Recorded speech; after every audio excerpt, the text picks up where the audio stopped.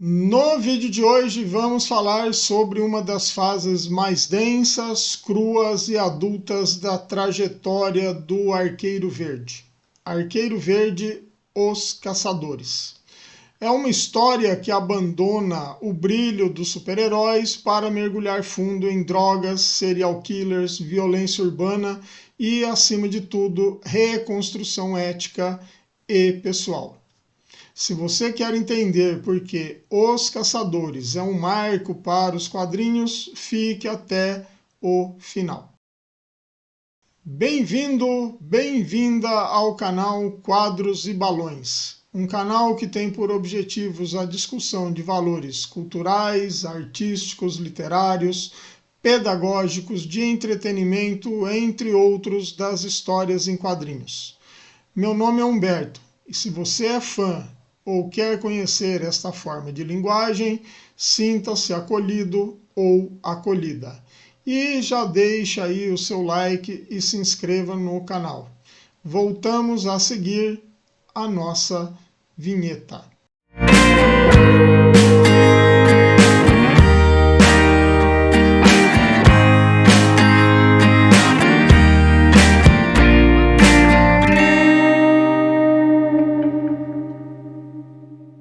Arqueiro Verde foi criado em 1941 por George Pep Mort Weisinger na revista Morphin Comics número 73. Inicialmente como um arqueólogo e na revista Adventure Comics 250 houve uma reformulação como um milionário. É a partir dessa história que Mike Grell estabelece a base para recontar a origem do personagem. Inclusive, ele teve aventuras no passado desenhadas por Jack Kirby. Esta história em quadrinhos foi publicada pela primeira vez em 1987 na DC Comics no universo pós-Crise nas Infinitas Terras. No Brasil, esta história foi publicada aqui pela editora Abril entre fevereiro e abril de 1989, em 3 edições. Temos aqui as 3 edições. 1, 2 e 3. Ok? Que é o número 1. Uma curiosidade é que ela era uma minissérie de luxo. E por ser luxo, temos aqui essa capinha dupla em todas as edições. Esta aqui é a número 1. Esta aqui a número 2. E esta aqui a número 3. Ok? Muito bem. Ela teve uma segunda versão publicada na coleção de graphic novels da DC Comics pela editora Eagle Moss em 2017. Capa dura. E em 2024 ela saiu dentro do ônibus publicado pela editora Panini, nesse calhamaço.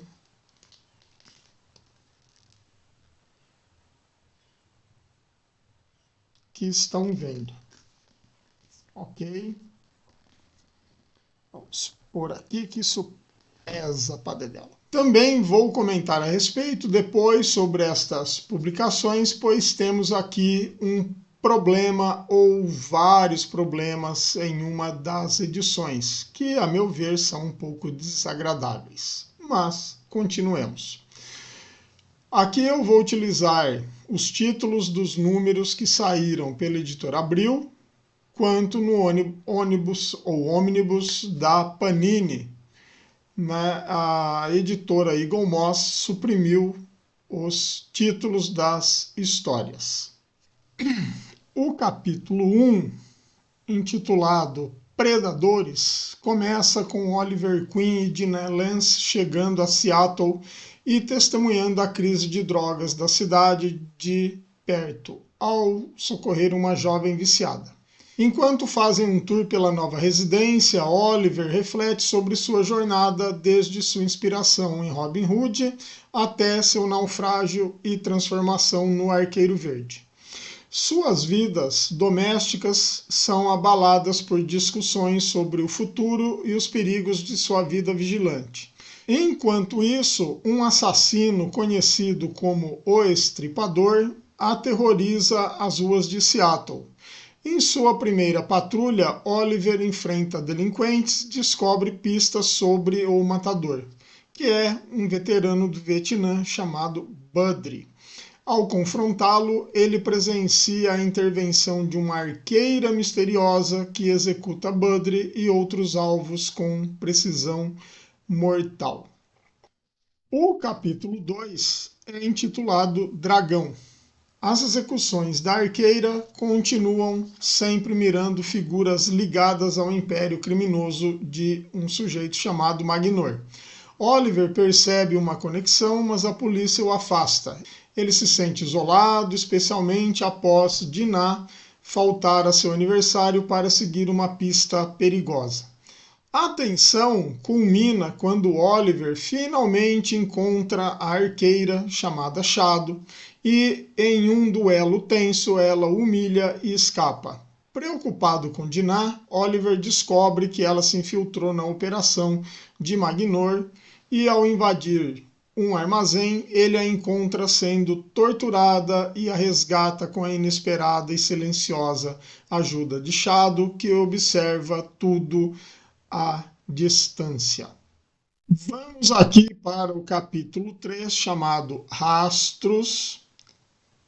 Após o resgate de Dinah, que fica hospitalizada, Oliver investiga a tatuagem de dragão de Shadow e descobre seus laços com Yakuza. Shadow é filha de um homem desonrado por Magnor, e sua missão é uma vingança sancionada pelo crime organizado. Shadow convoca Oliver para o Monte Rainier, onde revela seus motivos, a vingança pessoal dele e o código de honra dela. Eles são interrompidos pela chegada de Magnor, que faz um acordo com um agente corrupto da CIA. Em uma aliança forçada, os dois arqueiros unem forças para enfrentar os capangas.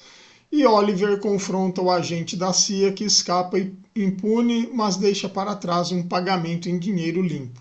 A missão termina no escritório de Magnor, onde Shadow finalmente executa sua vingança. De volta ao hospital, Oliver, ao lado de Dinah, reconhece a amarga verdade sobre o seu estilo de vida, aceitando um futuro incerto, mas com um novo recurso inesperado nas mãos.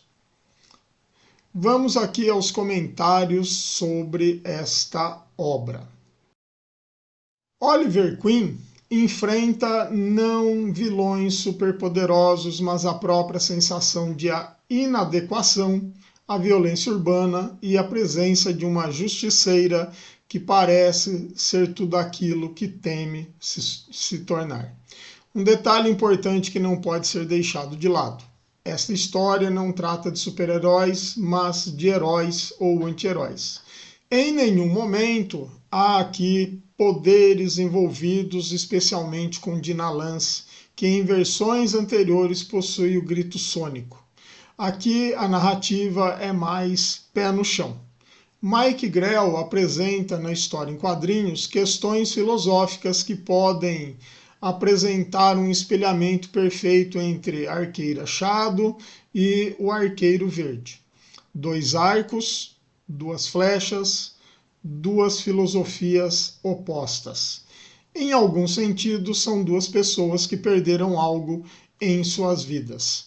No caso de Oliver, ele tenta recuperar sua essência e já Shadow tenta recuperar a sua honra e da sua família. Se não se recobram plenamente da perda e da dor em suas respectivas funções, obtêm uma certa satisfação com elas. Temos aí vários contrapontos interessantes entre esses dois personagens. O arqueiro é o personagem principal, mas Shadow não é apenas um antagonista, é coprotagonista, cuja filosofia desafia Oliver em nível existencial. Mike Grell nos instiga a conhecer esta personagem enquanto realoca Oliver Queen no universo DC pós-crise na cidade de Seattle e nos faz questionar: qual abordagem é mais válida em um mundo corrupto? Para quem conhece minimamente o Arqueiro Verde, Oliver Queen desenvolveu praticamente suas habilidades sem mestre, perdido em uma ilha após cair de um barco e teve que aprender a caçar e sobreviver criando seu próprio arco e suas flechas. Essas habilidades ele as colocou a serviço da justiça, tornando-se aí um herói urbano. Já Shadow foi treinado à exaustão para cumprir a missão de matar os homens que fizeram seu pai ser desonrado perante a Yakuza. Ela traz à tona a perfeição que estava dentro de si. Enquanto antagonista, Shadow tem uma riqueza estrutural apresentada nessas 3 edições iniciais do Arqueiro Verde, muito bem embasada, diga-se de passagem, e bastante sólida. Ela apareceria mais na própria revista mensal do Arqueiro Verde, desenvolvida pelo próprio Mike Grell. O autor soube pavimentar a sua trajetória a partir daqui. Se quiserem saber mais sobre Shadow e sua relação com Oliver Queen, coloquem aí nos comentários. Ela em si é uma obra de arte dos mestres que a educaram. Sua destreza e sua missão são artes. Como dito na história em quadrinhos, ela transcendeu a técnica. Nesse estado, o artista não tenta criar arte. A arte simplesmente emana dele, fluindo de forma espontânea e inconsciente, como a respiração. A técnica foi tão internalizada que se tornou uma segunda natureza. A arte, o esforço consciente, desaparece e o que resta é o puro ato de criação. A arte sem arte. Aqui fica um adendo. Seria interessante o leitor desta obra também ler o livro A Arte Cavaleiresca do Arqueiro Zen de Eugen Herrigel, que com certeza Mike Grell deve ter lido, entre outros livros que lhe serviram de base para seu roteiro, além de reportagens. Mike Grell habilmente utiliza metáforas e rimas visuais na HQ, seja quando Oliver coloca em um cesto de lixo suas antigas flechas, pois elas representam uma chacota de outros tempos para uma mudança mais realista, com novas flechas, com pontas que podem ferir e até matar, seja com outras imagens e inclusive também com texto. Oliver Queen abandona suas flechas de truques, flechas luva, flechas redes, por flechas de ponta de metal. Este ato é uma metáfora para a rejeição da fantasia e a adoção de um realismo sombrio na narrativa. O Arqueiro Verde não luta mais contra vilões caricatos, mas contra traficantes, serial killers e a corrupção governamental. A violência é gráfica e as consequências, a partir daqui, são duradouras. Aqui eu lanço uma pergunta. Você acha que super-heróis precisam de histórias mais realistas como essa ou preferem o estilo mais fantástico tradicional? O nome Shadow pode ser a representação fonética e estilística da palavra inglesa shadow, que significa sombra ou sombra projetada, o que faz todo sentido para a história. A beleza está na penumbra, no que é sugerido e não totalmente revelado. Uma sombra projetada por uma lanterna de papel é mais interessante e evocativa do que o objeto iluminado diretamente pelo sol. metáforas. Poderíamos dizer que a arte está na sombra, não a coisa em si. Ela, Shadow, em determinado momento, deixa isso bem claro. O arqueiro, apesar de seus olhos duros, não é um matador. O olhar dela, no desenho de Mike Grell, é doce e terno, o que contradiz essa característica dela, uma arqueira mortal. Ela sim está pronta para matar, caso precise. Em uma luta entre os dois fica claro quando Oliver titubeia. Ela poderia tê-lo matado facilmente, mas não o fez. Quem você acha que tem a filosofia mais válida? A justiça com restrições de Oliver ou a vingança honrosa de Shadow? Escreva aí nos comentários e vamos fomentar esse vídeo. O arqueiro é, por assim dizer, uma obra em construção, moldada pela subjetividade e pelas eras de sua cultura, quase como um projeto sempre inacabado. Shadow é a constância, resultado de treinamentos exaustivos, repetitivos, o que traz um certo desconforto da cultura oriental para nós. Ela introduz aí um conceito de justiça baseado na honra oriental e na dívida de sangue, o Giri. Sua missão não é por um bem maior ou pela lei, mas para restaurar a honra de seu pai, que cometeu seppuku após ser desonrado por Magnor. Essa visão de mundo contrasta com a moralidade ocidental de Oliver, que busca a justiça legal, embora fora da lei. A história sugere que a honra como motivação é uma força mais implacável e focada do que a justiça urbana de Oliver, culminando na execução precisa daqueles que são os seus alvos. A filosofia oriental se manifesta de forma proeminente na figura de Shadow e na arte do arco e flecha. O mestre de Shadow lhe disse certa vez: não solte a flecha sem antes soltar a si mesma.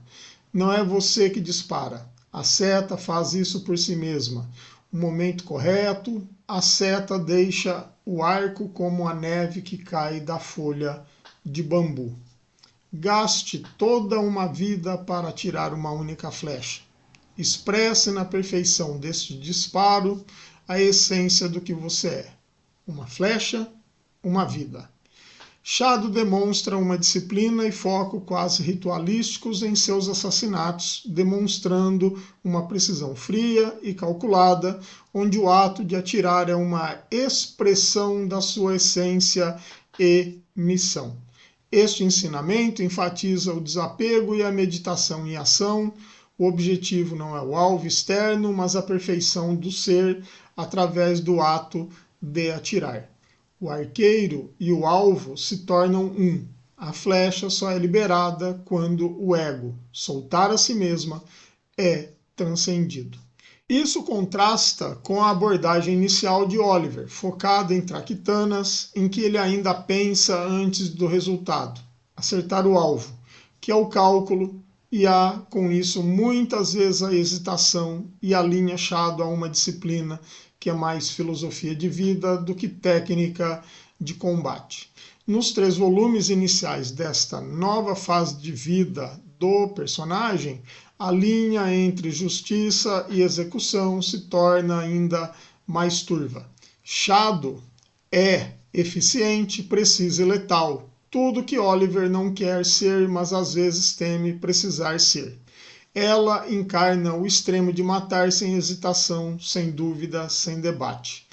Oliver é derrotado física e psicologicamente por ela.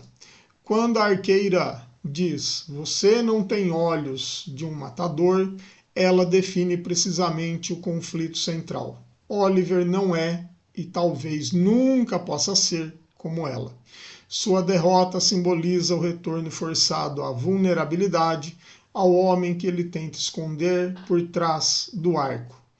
O tema mais pungente é o custo pessoal da vida de vigilante. A recusa de Dinah de ter filhos podem estar gerando mais um órfão, como ela diz. É um momento de profunda reflexão filosófica sobre a moralidade de impor um legado de violência a uma nova geração. O trauma de Dinah, que é torturada, e a subsequente aceitação de Oliver de que ela estava certa sobre casamento e filhos, sublinha a impossibilidade de uma vida normal para aqueles que escolhem a justiça urbana como eles escolheram. A recusa de Dinah em ter filhos é um dos momentos mais crus da HQ.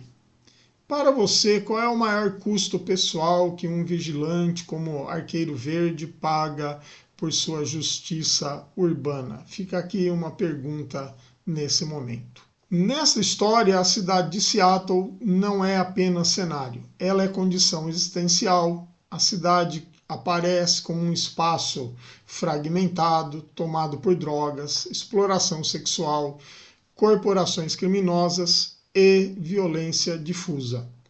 Nesse ambiente, o herói não atua mais contra o mal personificado, mas contra estruturas, e isso altera radicalmente o sentido do heroísmo.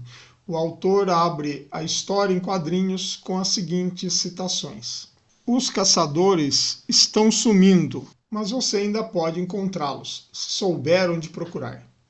Por trás dos sorrisos e máscaras e cartazes, nascidos na selva de concreto, eles procuram as mesmas coisas que os seus ancestrais: alimento, abrigo, conforto. Como em qualquer sociedade de predadores, existe um sistema de troca. Você tem algo que eu quero, eu tenho algo que você quer, e existe todo tipo de caçadores. Alguns caçam por esporte, outros caçam para sobreviver. Há aqueles que matam apenas por prazer. Aqui o arqueiro observa, patrulha, mas não controla. A cidade escapa. A violência urbana não produz ordem, produz paranoia. Olhar não é compreender. Oliver é repetidamente lembrado de que Seattle não é a sua casa. Ele é tratado como intruso. Oliver tenta ajudar a polícia, mas é recebido com desprezo. A mensagem é clara: Seattle não é sua. Ao mesmo tempo, Oliver enfrenta o vazio emocional e isso é retratado quando canta parabéns para si mesmo. Aqui cabe outra pergunta sobre a história e o personagem. Arqueiro Verde ainda é relevante em uma cidade que produz justiceiros mais rápidos, mais letais e mais dispostos a matar? Falando em cidade, o autor traz para a história como motor narrativo o problema com as drogas, pois nos anos de 1980 era grande pânico social americano e ainda é, vide o caso aí do fentanil e seus estragos que causa atualmente. O crack é apresentado como uma ameaça urbana, imediata e destrutiva, um símbolo da decadência social que Oliver e Dinah encontram em Seattle. O tráfico não é apenas o crime de rua, mas uma operação de alto nível, ligada a empresários como Magnor e agências governamentais como a CIA e seu agente Osborne. Isso reflete a desconfiança pública da época em relação à corrupção em altos escalões. A inclusão de um agente da CIA envolvido no tráfico ecoa as controversas alegações da época sobre o envolvimento da agência na distribuição de crack para financiar operações secretas. A história utiliza esse elemento para sublinhar que o problema das drogas é sistêmico e protegido por forças poderosas. Nesse contexto, como você acha que as HQs tratam questões sociais reais? Isso as torna mais relevantes ou as afasta do entretenimento ou as torna documentos culturais mais relevantes? Comente aí, vamos lá. A estereotipia da droga como um mal que destrói a juventude e corrompe as instituições é central para a premissa da história, servindo como um espelho sombrio da realidade social percebida nos anos de 1980. Shadow representa o que Nietzsche chamaria de uma vontade de potência despojada de mácula moral cristã ou ocidental. Ela não sente culpa, pois seu ato é a realização plena de sua natureza e de seu código. Já Oliver Queen é a vontade ainda acorrentada. Ele quer ser eficiente, mas ainda está preso às amarras da moralidade humanista e da responsabilidade. Temos aqui um abismo social e moral, e quando se olha longamente para o abismo olha de volta para você, diria Nietzsche. Oliver Queen vive exatamente esse dilema. A relação entre Oliver e Shadow lembra muito aquela famosa frase de Nietzsche sobre olhar para o abismo. Oliver luta para não se tornar o que combate, enquanto Shadow já abraçou completamente a escuridão. Quando Shadow diz a Oliver, você não tem olhos de quem mata, não está apenas provocando, está diagnosticando. Oliver não consegue atravessar o abismo porque ainda carrega esses valores.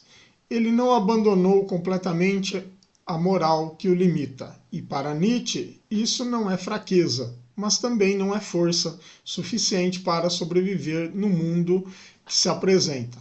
Para quem luta contra o mal ou contra coisas terríveis, os monstros, este pode se corromper, fazendo com que adote métodos ou características semelhantes aos que combate. A imersão prolongada em adversidades ou abismos pode transformá-los neles, destacando a importância da autoconservação ética e da saúde mental. Mike Grell vai permeando aí durante a história em quadrinhos, principalmente nos números 2 e 3, quem Shadow é e como ela foi moldada por mestres contratados pela Yakuza. A filosofia zen do disparo, não é você quem solta a flecha, atravessa toda a narrativa. A arqueira dissolve o eu nesse gesto. Oliver, ao contrário, carrega o peso da autoria, como é mostrado no número 1, que praticamente é sobre ele e seu entorno, suas habilidades, moralidade e traumas. E aqui está o paradoxo final. A arqueira é livre porque abdica da responsabilidade. Oliver é responsável porque não consegue ser livre. Mike Grell é um artista que nos seus anos iniciais era extremamente influenciado pelo traço e achuras de Neal Adams. Neste trabalho, ele se desvencilha dessa influência tão marcante. Tem uma vasta carreira como escritor e desenhista, chegando a desenhar Legião de Super-Heróis e Lanterna Verde. É criador de diversos personagens, 2 dos quais são proeminentes. O Guerreiro, que foi publicado pela DC, que inclusive saiu um ônibus nos Estados Unidos. Alô, Panini, em 2026 seria interessante aí um lançamento dessa obra, que é muito aguardada. E também criou um outro personagem chamado Jon Sable na década de 1980, publicado pela First Comics e publicado aqui no Brasil em 4 edições apenas, pela Cedibra. Infelizmente, será difícil vermos esse material por aqui, mas que tem toda a estética que poderia ser publicada pela Mitos. Sugestão aí, Mitos.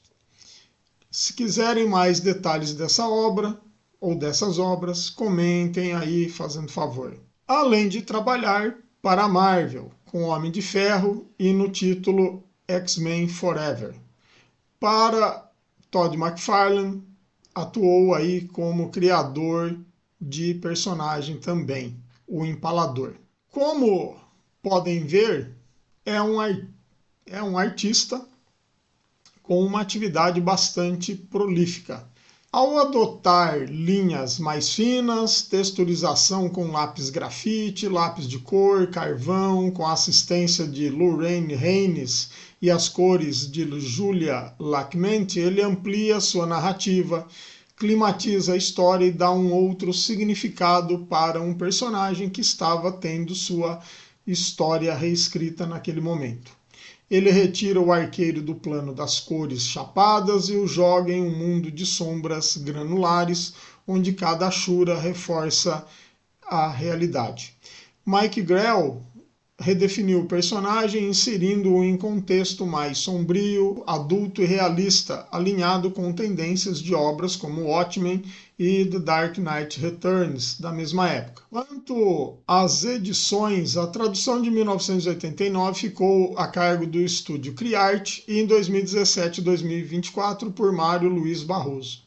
Das duas traduções, eu prefiro a do estúdio Criarte por ter em alguns momentos aí um sentido mais poético, mas isso é apenas gosto pessoal. A tradução é mínima. A diferença de tradução é mínima. Na edição da editora Eagle Moss, houve supressão de títulos, como havia dito anteriormente. E esses títulos fazem falta, pois se conectam com o que acontece em cada capítulo. Um servicinho meio porquinho da Eagle Moss, diga-se de passagem.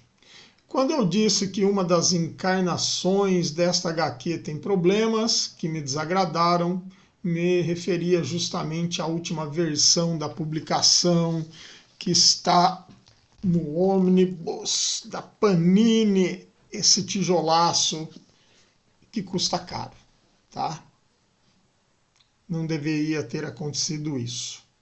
Na edição da Panini, a arte parece esfumaçada e lavada, o que tira aspectos gráficos da história, como podem ver aí nas imagens que estão passando. Não é apenas um problema da Panini. A edição americana parece que tinha essa mesma manipulação digital mal feita pela DC Comics. Em outras páginas, elas ficam granuladas como se fossem ruídos de fotografias tiradas com pouca iluminação ou mal tiradas. Isto aqui, pela impressão, nos diz que a editora está apagando a assinatura visual do artista. Não gostei desse resultado da nova impressão. Quando a impressão apaga a textura do grafite, por exemplo, não estamos falando só de cor, estamos falando da perda de uma camada narrativa da história. Estamos perdendo sentido. Ela, a história, já foi feita com uma arte e pintura diferenciadas para dar o aspecto de viagem no tempo, no sentido de que estamos vendo o passado de personagens, e com essas cores lavadas da impressão, sem definição, ao vermos como o autor propôs sua narrativa visual, retira esse ar, tirando inclusive o impacto das cenas mostradas. É uma violação da linguagem quadrinística. A arte dos quadrinhos é narrativa. Portanto, qualquer interferência externa altera-se a mensagem. O destinatário não tem um conteúdo completo dessa mensagem. Talvez, estou dizendo, talvez a editora Panini poderia ter substituído parte desse arquivo. É apenas uma suposição. Assim, a edição poderia ser impecável. Para não dizer que estou falando mal apenas por falar, fui verificar outras edições dos Estados Unidos, como a DC Finest, entre outras trade paperbacks, e nenhuma tinha essa aberração. Inclusive, eu tenho uma versão da história publicada em Portugal pela Levoar, graficamente retocável. Ainda veio com uma introdução bem cuidada de João Miguel Lameiras, que é um especialista em histórias em quadrinhos. Fica também uma crítica com relação a um bilhete deixado por Dinah a Oliver no segundo número da minissérie. A mensagem traduzida, tanto na edição da Eagle Moss quanto na da Panini, foi feita com letra mecânica, enquanto na da editora Abril é uma letra mais cursiva, como mostram as imagens, o que dá a legitimidade de ter sido escrita pela companheira de Oliver Queen, inclusive na edição americana. Há também alguns quadros que foram cortados pela margem inferior, como mostram as imagens aí comparativas. Nesse sentido, podemos dizer que tirou um peso narrativo sobre esse mesmo quadro, esse erro. Pode parecer pouco que foi cortado, mas não é. Histórias em quadrinhos são experiências de leitura. O autor sabe disso, o desenhista sabe disso, qualquer um com um mínimo contato com histórias em quadrinhos aprende isso na sua jornada de leitura. Até quando os editores vão negligenciar isso? Até que ponto as editoras brasileiras valorizam o patrimônio artístico que publicam? Esse caso denota um certo desleixo da editora com material que é caro, como eu já disse, para os padrões de hoje, mas uma crítica a ela que se sobrepõe a tantas outras. Agora, uma opinião mais pessoal. Que capinhas feias vocês escolheram, hein? Custava seguir o modelo americano. Esse projeto gráfico é horrível. Olha aqui, que coisa. Venham dizer que as capas do Mike Grell, do ônibus de lá, eram piores do que isso? Não. Eram muito melhores que esse projeto gráfico que vocês fizeram aqui no Brasil. Mais uma pergunta complementar, já falando sobre toda essa questão gráfica.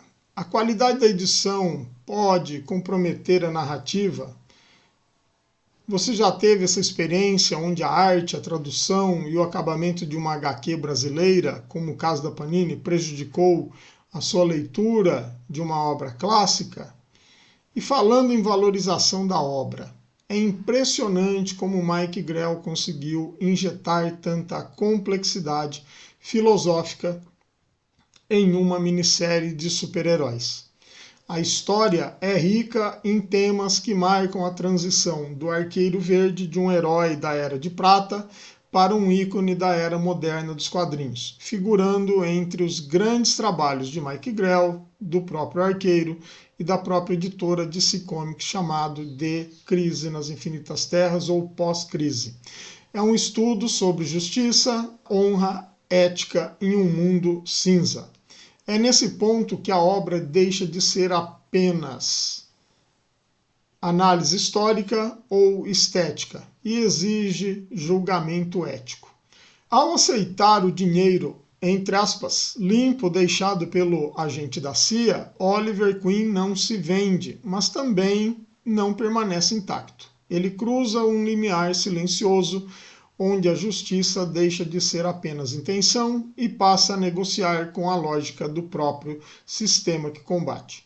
Não é ganância, tampouco oportunismo. É algo mais inquietante, a constatação de que em um mundo estruturalmente corrompido, até os atos bem intencionados carregam resíduos de violência. Mais uma pergunta complementar.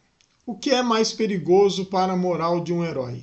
A tentação de matar, como Shadow, ou a tentação de negociar com o sistema corrupto, como Oliver, ao aceitar esse dinheiro limpo? É nesse ponto que a advertência de Nietzsche se impõe com toda a força. Quem luta com monstros deve cuidar para não se tornar ele próprio um monstro. A cena final no hospital não absolve Oliver, mas também não o condena completamente. Ela revela que sua verdadeira batalha já não acontece nas ruas de Seattle, e sim em seu interior. Diferente de Shadow, que aceita integralmente a lógica da execução e dissolve o eu no gesto perfeito, Oliver preserva algo mais frágil e mais custoso, a consciência do limite. E é aqui que Albert Camus se torna decisivo na história. Shadow encarna aquilo que Camus criticava como a revolta que, ao justificar a morte, abdica do humano. Oliver, ao contrário, permanece trágico porque insiste em ultrapassar completamente esse ponto, mesmo sabendo que isso o torna menos eficiente, mais vulnerável e condenado à ambiguidade. Camus dizia que devemos imaginar como Sísifo feliz. Oliver Queen é o Sísifo de Seattle. Ele empurra a pedra morro acima, sabendo que amanhã o sistema a jogará de volta ao vale. E com isso ele vai continuar a empurrar novamente essa pedra morro acima. É nessa insistência absurda que reside o verdadeiro heroísmo. Mike Grell não está, portanto, falando de heróis no sentido clássico, não oferece catarse, redenção, nem vitória. Ele está falando do limite moral do humano em um mundo que exige soluções brutais, rápidas e silenciosas. Um mundo em que o mal raramente é grandioso. Ele é burocrático, silencioso, técnico e normalizado. O que resta é um homem sentado à beira de um limite. Talvez seja por isso que o Arqueiro Verde continue relevante. Não porque vence, mas porque, mesmo olhando para o abismo, ainda se recusa a atravessá-lo por completo. E a pergunta que permanece incômoda, sem resposta fácil, é esta: até que ponto é possível lutar contra um sistema injusto sem que, pouco a pouco, torne-se parte dele?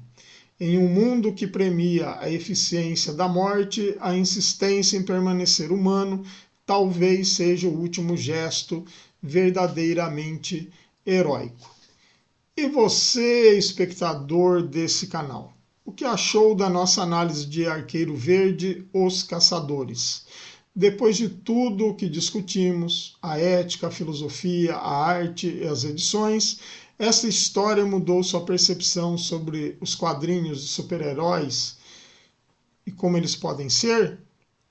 Escreva aí nos comentários as suas considerações e venha participar desta análise. Não se esqueça de curtir, compartilhar este vídeo e, se não for inscrito, se inscreva para tornar o canal Quadros e Balões mais relevantes na gibisfera. Nos vemos no próximo vídeo.